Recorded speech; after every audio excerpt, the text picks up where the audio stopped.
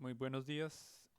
Hoy vamos a revisar lo que es la parte del síndrome extrapiramidal, pero realmente es más que una clase, es una mención de algunos elementos que me interesa muchísimo que queden bastante claros con relación a lo que sería el síndrome extrapiramidal.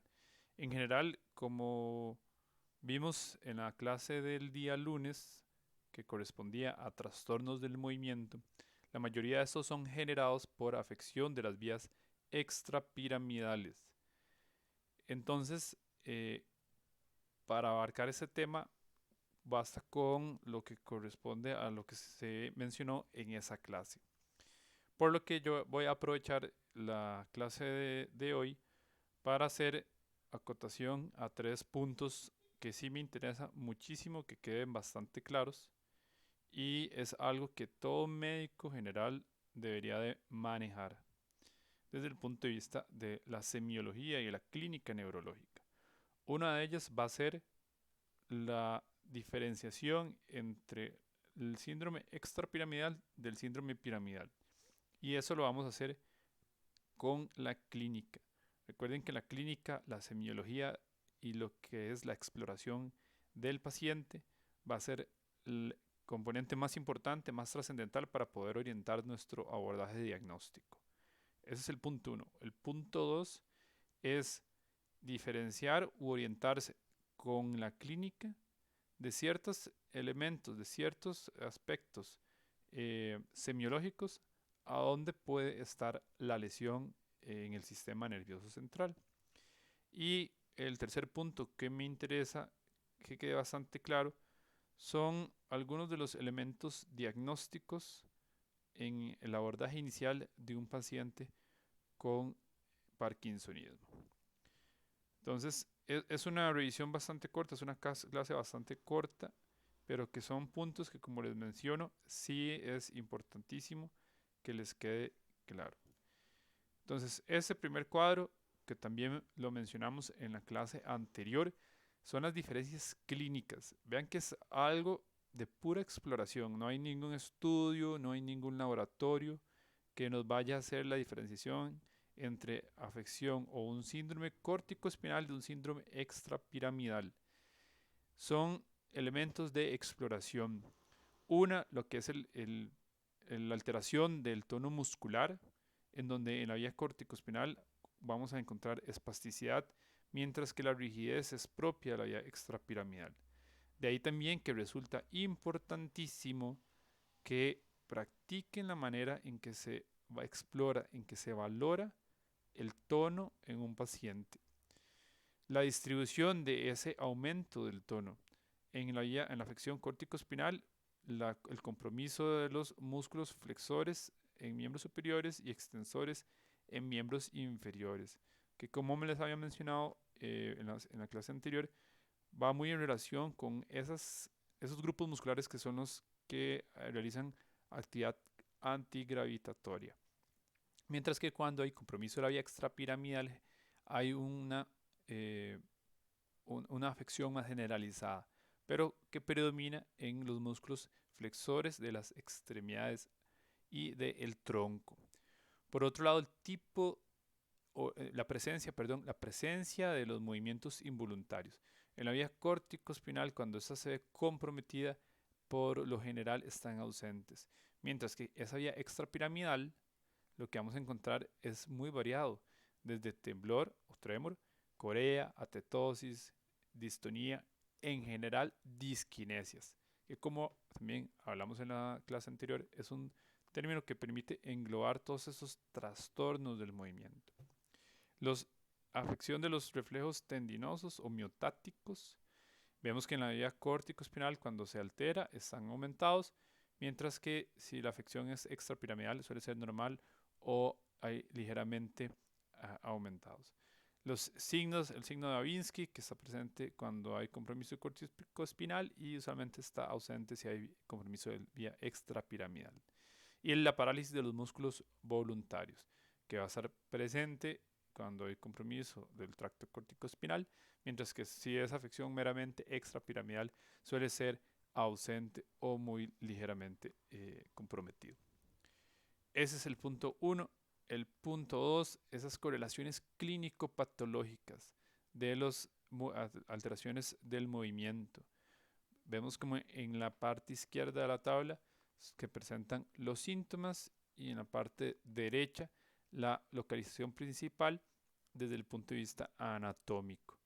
Esto es bastante importante que lo sepan manejar, que lo sepan identificar en el paciente. La mayoría de estos trastornos de movimiento lo revisamos con los videos de la clase anterior. Ese es el segundo punto que me interesa que les quede claro. Y el tercero es el diagnóstico o el abordaje diagnóstico inicial de la enfermedad de Parkinson. Porque esto me resulta importantísimo, porque es la segunda enfermedad neurodegenerativa a nivel mundial, porque es la principal causa de parkinsonismo a nivel mundial y es una enfermedad que compromete la calidad de vida del paciente de forma crónica.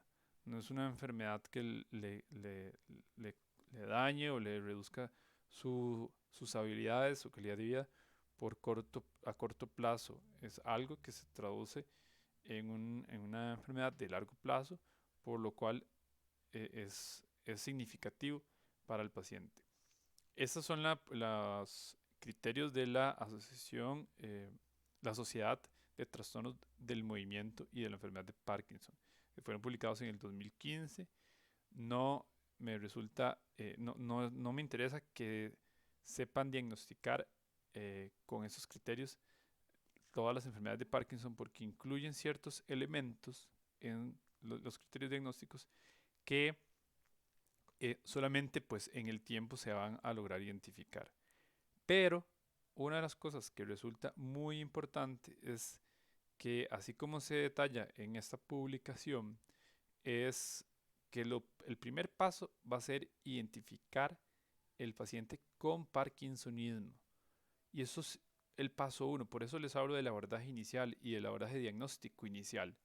Porque el paciente con una enfermedad de Parkinson o sospecha enfermedad de Parkinson, lo primero que tenemos que hacer es identificar si lo que tiene es parkinsonismo. Y vea que incluso en los criterios que ellos mencionan es el primer criterio esencial, es el parkinsonismo. Ahora, ¿cómo yo defino parkinsonismo? Es aquel paciente que presenta bradicinesia en combinación con al menos uno de los siguientes: temblor en reposo o rigidez. Posteriormente, con una serie de diagnósticos y criterios de apoyo, criterios de la evolución del paciente, criterios de exclusión y demás, que por lo menos eso no me resulta tan importante que lo manejen, es que se hace el diagnóstico de la enfermedad de Parkinson. Entonces, insisto, lo que sí deben de tener muy claro es que todo paciente que se presente con bradicinesia y presente temblor de reposo y o rigidez es un paciente que tiene un parkinsonismo y estamos en la obligación de estudiarlo, porque entre los parkinsonismos hay diferentes etiologías, siendo posibles opciones, obviamente, la enfermedad de Parkinson, las variantes del Parkinson Plus, que tienen una evolución, una respuesta terapéutica a diferentes fármacos y una caracterización clínica muy diferente a la enfermedad de Parkinson, con algunas similitudes, pero es bastante diferente. Y también considerar que hay posibilidades de otras causas, de estructurales como por la enfermedad cerebrovascular o también farmacológicas.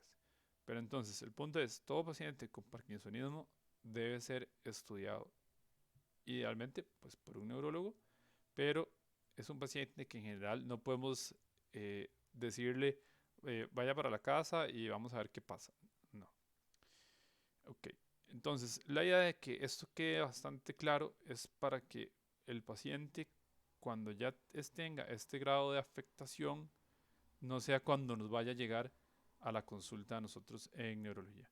Esta es una dramatización por un neurólogo sobre cómo el paciente con enfermedad de Parkinson tiene un trastorno de la marcha siendo una de esas manifestaciones los giros en bloque. Y vean cómo hacer, para que realice el giro, el paciente tiene que hacer múltiples pasos. Evidentemente, este tipo de afecciones suelen ser ya cuando el paciente tiene la enfermedad avanzada, hablamos de años. Y si algunos pues se interesan en el tema, e incluso uno de los estudiantes de medicina interna me hicieron la pregunta con relación a que en el IFOM una de las preguntas con relación a los diagnósticos de enfermedad de Parkinson incluía a la inestabilidad postural como parte de esos criterios diagnósticos. La comunicación de la Sociedad de Trastornos del Movimiento, la MDS por sus siglas en inglés, saca de los criterios diagnósticos a la inestabilidad postural. ¿Por qué? Porque la idea de hacer un, unos mejores criterios diagnósticos de los pacientes es para poder agarrarlos o captarlos tempranamente y abordarlos de la mejor manera de forma temprana. Y el tema es que la inestabilidad postural suele ser un hallazgo tardío de la enfermedad de Parkinson. Y si el paciente se presenta tempranamente con compromiso de su postura, es un signo de alarma y que nos debe hacer plantearnos otros diagnósticos u otras opciones diagnósticas de Parkinsonismo. Por eso es que la MDS la saca este rubro de los criterios diagnósticos de la enfermedad. La idea no perdón, la idea es no esperar a que el paciente esté severamente afectado para que sea valorado, porque ya un paciente que llega como este otro ejemplo, vemos el temblor en los miembros superiores, los pasos cortos, el enlentecimiento, la bradicinesia para los movimientos, pues valga la redundancia. Esto habla de que hay una enfermedad ya avanzada. Este es otro ejemplo, un paciente que tiene congelamiento o freezing, por ser el término en inglés, de la marcha. Y esos son los problemas que repercuten en la expectativa y la calidad de vida del paciente. Entonces, eso es otro ejemplo de lo que uno no quiere que resulte en la valoración de un paciente con sospecha de un parkinsonismo o enfermedad de Parkinson. Igualmente, a veces los pacientes se van a presentar o consultan de forma usual con un primer síntoma como es el temblor. Y recuerden que eso es un temblor en reposo para pensar en parkinsonismo. Y insisto, a un paciente con enfermedad neurológica hay que valorarlo siempre pues de forma integral, hay que hacer una exploración detallada de ellos y ser muy minuciosos a la hora de que estamos revisando el paciente. Entonces, en este caso se ejemplifica cómo hay un temblor en reposo que es bastante discreto.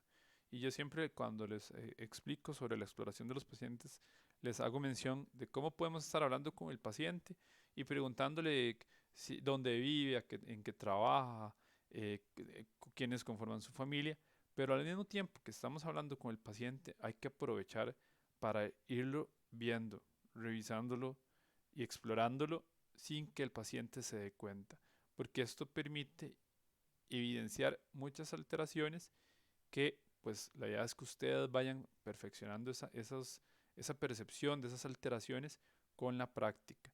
Y ese es un muy buen ejemplo. Probablemente le están explicando al paciente, le están hablando sobre alguna otra cosa. Entonces, esa distracción es bastante útil para que ciertos trastornos del movimiento se pongan de manifiesto, siendo el temblor en reposo uno de los más frecuentes. Y vean cómo hay una afectación primordialmente de un lado del paciente, siendo el lado izquierdo. Y probablemente ustedes le dicen al paciente, ya le voy a revisar si tiene temblor en las manos. El temblor, de forma inconsciente o consciente, el paciente lo, a- a- lo minimiza o lo logra controlar. Y eso puede obviamente sesgar la exploración.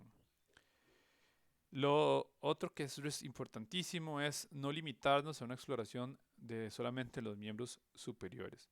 hay que explorar las cuatro extremidades. Y en este ejemplo vemos la parte de la bradicinesia. Vemos como el lado derecho de la pierna derecha, perdón, hay una frecuencia de movimiento, una alternancia de movimiento de forma rápida.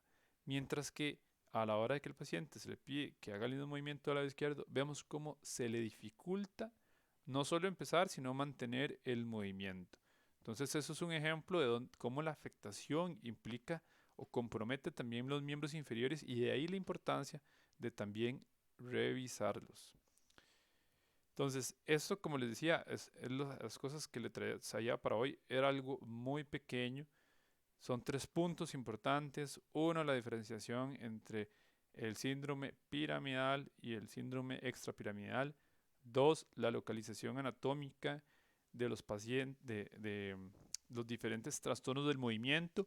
Y tres, lo que es saber los criterios diagnósticos para identificar un paciente con parkinsonismo al cual hay que estudiar y dentro del cual siempre va a existir la sospecha diagnóstica de la enfermedad de Parkinson.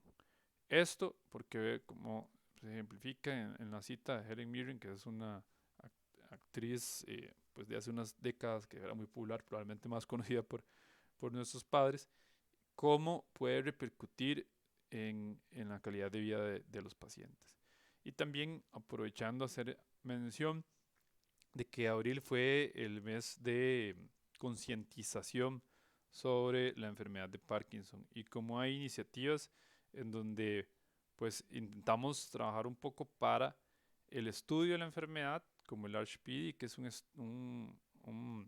iniciativa latinoamericana para identificar los factores de riesgo genético para que los pacientes desarrollen enfermedad de Parkinson.